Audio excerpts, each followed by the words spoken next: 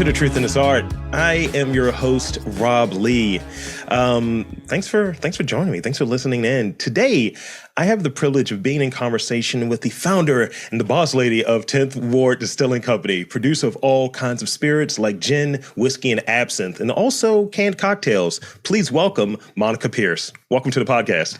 Thanks for having me. Yeah, thanks for coming on. I mean, it's always a joy to talk to people in the booze and the alcohol industry. Yeah, we're not a dry cleaner, so people are always excited to, know what we're up to. Yeah, absolutely. No offense to the dry cleaners out there. Yeah, I mean, they keep us starched and pressed. I mean, we gotta. So, and so I gave that copy and paste introduction or what have you. But anything that was missed in there, feel free to kind of introduce those bullet points about your background, and also, if you will, could you share with us the that aha moment for you of going into business? Yeah, so 10th Ward actually just turned 6 this July, which is really exciting. Congratulations. Thank you. Yeah, so I started everything, or I started the business with everything I had in my pocket. I had one of those days where I was ready to quit my job. I kind of said, screw it, and jumped off the cliff into business ownership. I've always been a big whiskey drinker. I've been in the hospitality and service industry since I was 14, so over 20 years now, and happened to gain a little bit of marketing and branding experience along the way. And that's what helped guide me to that moment where I was just really ready to do my own thing and be my own boss. Yes. And I think, having knowledge of kind of what you know and what you're interested in, it makes you care about it. You're like, I like whiskey. I'm not going to put out something that's whack. I'm not going to put out something that's bad. So it would make one inclined to research, understand it a bit better outside of just being a fan of it. And I think taking that risk of, as you say, you jumped off. People don't, use that lightly when you leave. It's like, look, I took the leap. It was a leap of faith. I mean, I jumped off a cliff, and, it's a lot of different things that can happen at that time. So I got this next question. So I read that you started off in conservation biology. So tell me about that.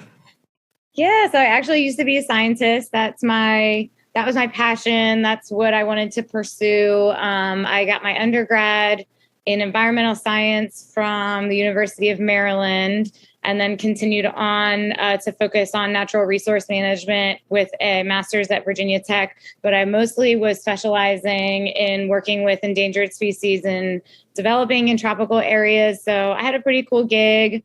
I was traveling all around the world, doing cool stuff, and also just, like I said, happened to learn a little bit of marketing and branding experience too, because a lot of the work that we were doing involved some environmental education, marketing for the cause, and really branding what the effort was. And so a lot of the corporate marketing principles apply similarly to that. And I was kind of fascinated by what I was able to learn that way.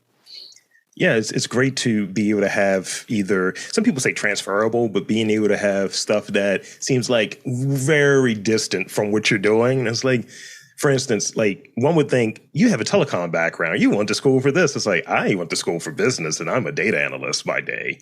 Yeah. But I'm able to use some of the strategy and some of the ways that one thinks in that area to apply to how I'm doing this, and being intentional and looking at the analytics and being able to get an idea of, all right, I should put more time towards episodes like this, or maybe I should post during these times. And I think it kind of serves me in that way. Has there been anything, you mentioned marketing and some of the branding stuff, but was there anything else that comes to mind that you still apply even to this day at 10th Ward? Yeah, actually, another strange facet of what I learned back then was also a strategic planning skill set. So building out timelines, project management, setting the right targets and goals, and making decisions based off of the data that we've collected, or, previous sales data or customer data, those types of things. And I realized there are a lot of people in my industry that started their business because they wanted to drink with their buddies and, and never really had a business background like myself. I've learned a lot of lessons too. And there are a lot of things that, I wish I had known before, but I don't think in the beginning, a lot of people think strategically or make their decisions based off of the data. They just kind of keep chugging along, Yeah, it's like, I know this, I know that I like this, I'm drinking this, instead of having a strategy, like you're saying, hanging out with the friends and, being able to try to build out a business from that. A lot of times those things go and just explode. And in doing this, I've been doing this for 13 years. And when it started, it was kind of hanging out with the friends and connecting in that way. And over like the last 2 years, and really like shifting that focus to be even more strategic than it already had been, I was just like, oh, this is what this growth looks like. Now I'm actually scaling in a way that people describe all the time. And I was like, oh, I just had to do it. I just had to put some attention towards it and some strategy behind it. And you can see it happen too. You can see it grow. Yes. So I read that Tenth Ward's company slogan is "Ward Off Ordinary."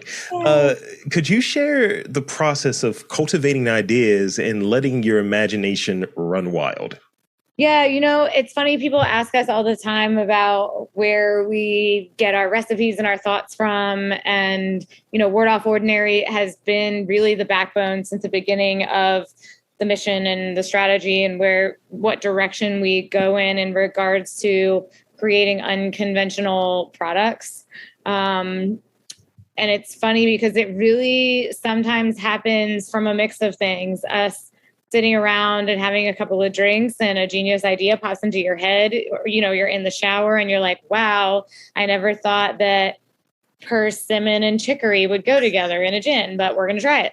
And so then those thoughts also, not just those thoughts guide me. A lot of times we'll even use resources that I've fallen in love with throughout the process. There's a book called The Flavor Bible that many chefs may have heard of. You can search, let's say fennel, for example, and it'll have a list of 50 different ingredients that pair well or complement it. And then you find these exotic items that you've never heard of, and you create these really cool recipes that you never thought you would put together. So there are a lot of different methodologies that we've used in being creative. But a lot of it does also just take trial and error. So we have an entire R&D section of the distillery with a mini little test still, lots of jars and labels and stuff like that. And there's just a lot of tweaking until we get to something that is relatable to a customer, but still interesting and different enough that it's something they've never had before. That's great. I love hearing that. I find like it's one of the pieces of advice that my partner would tell me, and she would say like, and I think you can apply it to food and the like. But she was just like, buy stuff that you like that kind of always match, that kind of always works out. And I remember I was sitting here yesterday, and I'm not even kidding you. I was sitting here yesterday, and I've been on a vermouth kick recently. Oh, fun. And I had I interviewed the one of the founders of the wine collective here, and he kept telling me how great vermouth is, and I was like, it's fine. And now that's all I drink. So I had some cold brew next to me, and I was just like, let's see if this works. And I happened to type it in while, I'm typing it in, and I was just like, I don't care. I'm just going to pour it in there. And I swirled it. Then I was like, before I taste this, let me type it in to see if it's a thing. Turns out it is a thing. It's like a coffee comparo or something. And I was like, oh, my tastes go together very well. Just stuff that I had sitting right in front of me, just naturally go together. Funny. Hadn't tried that before, but now I have to put it on my list. It's very good. And I think the bitterness of the coffee knocks down some of the sweetness of the vermouth. Oh, cool. So, small business owners discover hidden talents. And, they say, what is it? Necessity is the mother of invention. So what talents do you feel like you've discovered, like during this process, 6 years in, I would imagine you're suddenly like, yeah, I'm an accountant as well, or you've learned different things through the process. So what is something that comes to mind of a new or a hidden talent that it may have been there, you had a natural knack for it, but it really had to come out during this process? Yeah, it's funny that you say that because I actually do now know a lot about accounting before than I used to. And so I think, COVID taught me a lot of things about like and even just small business ownership in general, how to be strategic and scrappy with your money, things like staggering payroll and paying half of your staff 1 week, half the other to save on cash flow, or, just different little money saving tips here and there I've figured out. But I think one of my favorite skill sets that I've developed since having started the business probably is mixology. Mm-hmm. I started bartending when I was 18 in college, but, I just worked at sports bars and stuff. So I was just opening bottles of Bud Light and pouring Jaeger bombs and that type of stuff. I could certainly make a shooter or a martini, but it was never anything that I got really excited about. And now, I feel very comfortable easily coming up with a creative recipe, a fun garnish, a well-balanced drink that has enough citrus, bitter, sweet spirit to it. And so that type of stuff, when I have the time, I get excited about. I love hearing that. I love hearing that. Mm-hmm. And, I like really, when I talk to, it's like, I love the conversations I have with everyone. Mostly it's artists, culture, and culinary arts, mixology, all of that's art to me. There's creativity in it. There's an intentionality to it, and so on. Intention might be to get a little buzzed, but it's there. Mm-hmm. And I love being able to pick the brain of like folks that are in that industry and are like, no, this is what I do. Like when I can sit down and talk with a chef who does like French cuisine, and I'm like, hey, what do you want for lunch? And it's just regular burger and fries. I'm like, wow, you're just like me. Mm-hmm. Mm-hmm. So I read that 10th Ward is dedicated to distilling unusual and unconventional spirits. And it also has the unique trait of being a woman-owned distillery. So, first, unique things. So can you tell us about some of the early experiences in business? Like what was it like maybe that first year or so, but framed in a way that is maybe focused towards female founders and CEOs, like, that are starting their entrepreneurial journey? Yeah. It's funny because at first I never really thought about it as being a thing until, and so you're right. It really wasn't until the first year or two where I was like, oh, people are really excited about this being a woman-owned distillery. It became something that was frequently commented on by customers. We'd be talking, I'd be making a sale, and somebody almost 90% of the time would go, oh, that's really cool that you're woman-owned. And I started to harp on that, and that sort of became a part of the brand. And I think that that's something that a lot of women can learn from, is that right now, especially in our time with social media and cultural divides, there are a lot of people looking to support women, minority-owned businesses, LGBTQ, anybody that might look different and not have originally been respected in their craft as being an expert in what they do, because they typically saw, probably a straight white man in that role, at least in my industry. And so like cultivating growth for other types of people was something that was special and fun for me, but also just like bragging about being woman owned. And the tagline Whiskey Woman became a fun thing for us. I have it tattooed on my arm now when we turned 5 last Nice. year.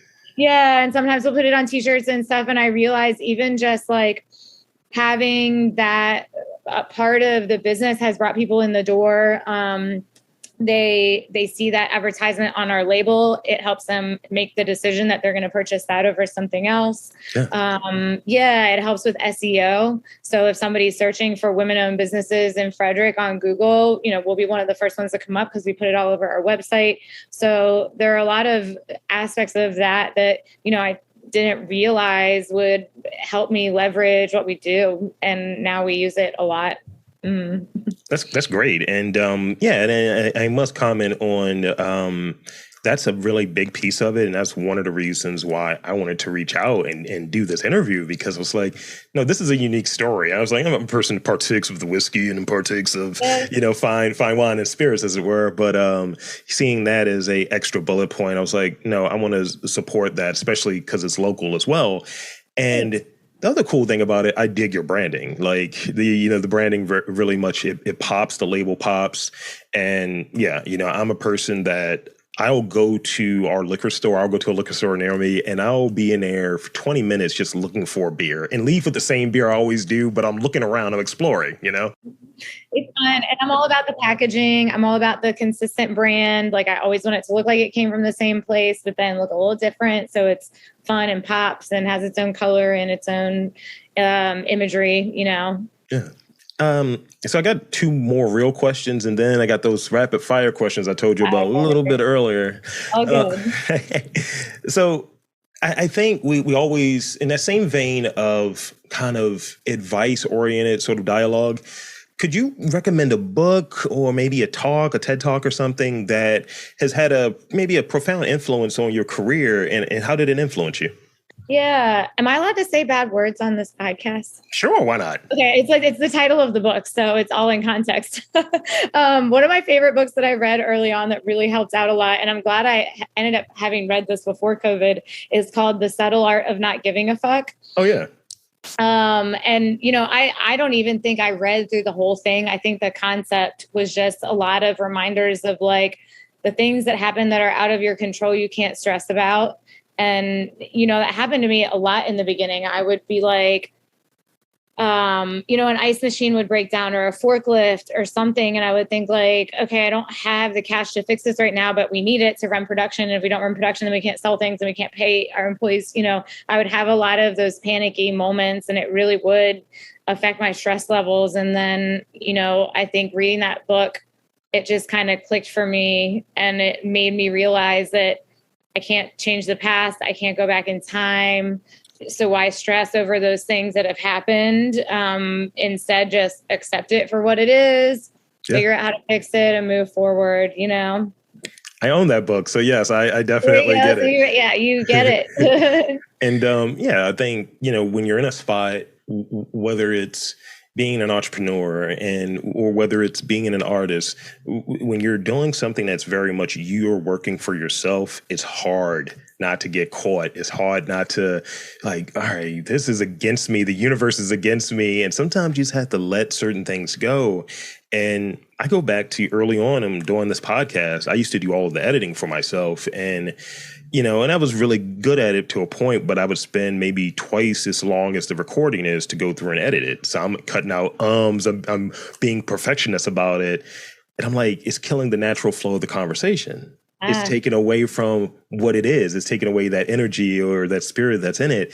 And I was like, yeah, you gotta not care about that as much. It's like, make sure you put out a good thing that's representative. And as you talked about with the branding, making sure that that's consistent, making sure the product is good, and making sure that it's representative of what you want it to be. But at a point, it's just like, we just gotta just let things kind of rock. So producing all kinds of spirits, gin, whiskey, absinthe, we talk about absinthe a little bit, as well as the canned cocktails. What's on the horizon? What's coming up? I mean, we're recording this in July, but what's coming up on the horizon, let's say in the next year or so? So the fun part about what we do in a way that we can still be creative is that we have two different types of subscription clubs. We have a bottle club, which is a quarterly bottle, and then a monthly canned cocktail club. And each release is brand new. We've never done it before. It's only accessible to club members. And that's when we get to like, you know, that's when my distillers don't get sick of having to make the same thing over and over again. They get the creative juices flowing. We've got a zombie punch coming up in August, which is our tiki style drink. It's got a house falernum, a couple of different types of rums, pomegranate, pineapple juice, bitters. So that's a fun one.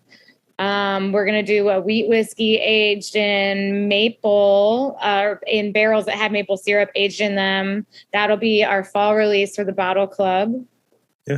And so those are the fun ones, because I realize you get a lot of the people who are still coming in. And I think this came from the craft beer scene when just new beers are popping out all the time. So people in like the social media world where they just want to see the new thing and they already forgot about the last post they just looked at. It's a flash in the pan. So I kept getting people asking for the next new thing. And I was like, yeah, but we really want to perfect what we're making, you know, and I want to be consistent with the product and market it well and supply the stores with the same thing and not have to keep making something new. And so this is a really good avenue for us to be able to supply that need to our customers, but then still make sure that we're keeping like the standard of quality with our, year-round items. Yeah, I mean, you were selling the ticket when you were talking about that zombie punch. I was like, look, I mean, fuck, I mean, this is going to go out before August now because There you go. Now you got to get people to sign up. Absolutely. So that's kind of the wrap up of the real questions. And now I got some rapid fire questions for you. And I'm going to start off with this first one. And just to preface, don't overthink them. That's the thing that people do all the time. It's like, well, is that really my favorite movie? Do I like chocolate ice cream? And it's like, it's fine. So for you, what do you find more value in? Street smarts or book smarts? Street smarts. I feel like I learn more from doing and by working than I learn from most of my education. Street smarts is undefeated so far. So I'm liking this. I'm liking the trend here. If you were to write a book, what would it be about? I would love to write a book on suggesting tips and tricks for small business owners. I mean, I feel like you already mentioned a few chapters earlier when we were talking. What never fails to make you laugh? Oh, my friends make fun of me for this all the time. My favorite TV show is Ridiculousness. All the like short clips. I don't have to pay attention to it. I can just turn it on whenever and it'll crack me up all night. That's great. What is the kindest thing that someone has done for you recently? Oh man, we just I just had a full-time employee resign without any notice for a number of reasons. So I've just been on double time lately. It was a full-time manager, which means sometimes 16, 18-hour days with no sleep. So my boyfriend came over and did my laundry, brought me dinner, cleaned my apartment, made sure my normal life responsibilities are back together. So it's nice when you've got a supportive partner who understands that sometimes you're not going to have time for them. That's very nice. That's very nice. Yeah. I mean, I need someone to come over here and take care of the studio a little bit. That'd be great.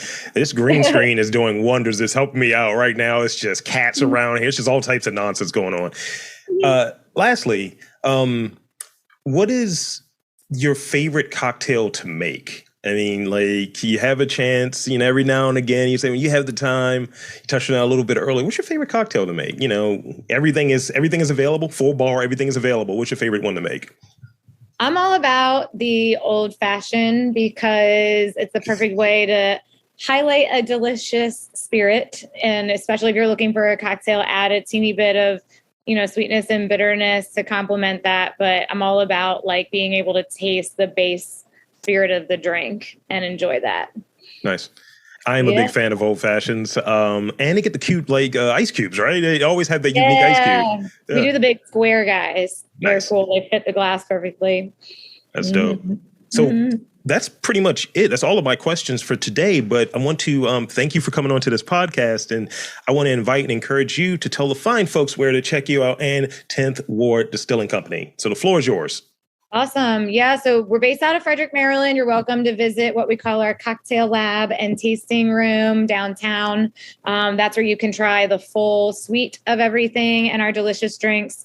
But we distribute throughout Maryland, DC, and as of July, Virginia, ABC stores now, which is really exciting.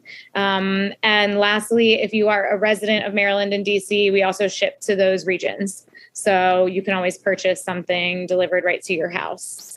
Website is www.tenthwarddistilling.com, and our Instagram and Facebook handles are at 10th Ward Co. So there you have it, folks. I want to again thank Monica Pearce from 10th Ward Distilling Company for coming on to the podcast. And I'm Rob Lee saying that you should get that zombie punch situation. You should sign up. Thanks for having me, Rob. Absolutely. Thank you. This has been great.